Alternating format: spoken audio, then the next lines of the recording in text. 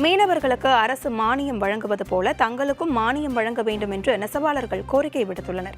ராணிப்பேட்டை மாவட்டம் அரக்கோணம் அருகே குருபராஜப்பேட்டை பகுதியில் இயங்கி வரும் நெசவாளர் கூட்டுறவு உற்பத்தி சங்கம் சார்பில் தமிழக அரசால் வழங்கப்படும் பொங்கலுக்கான இலவச வேட்டி சேலை தயாரிக்கும் பணி நிறைவடைய உள்ளது.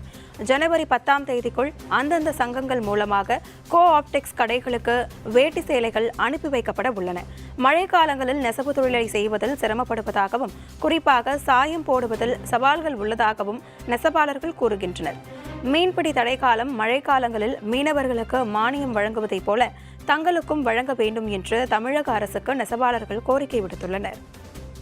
மழைக்காலங்களிலே எங்கள் நெசவாளர்கள் இந்த தொழிலை செய்வதற்கு பல வகையிலும் சிரமப்படுகிறார்கள். சாயம் எடுப்படுவதில் சிரமம், பசை போடுவதிலே சிரமம், பாவு ஓடுவதிலே சிரமம். இந்த சிரமங்களை எல்லாம் தவிர்த்து அவர்களுடைய வாழ்வாதாரத்தை மேம்படுத்த மீனவர்களுக்கு வழங்கப்படுவது போல இந்த மழைக்காலங்களிலே நெசவாளர்களுக்கு மானிய தொகைகளை இந்த அரசானது வழங்க வேண்டும் என்று இந்த நேரத்திலே நாங்கள் கேட்டுக்கொள்கிறோம்.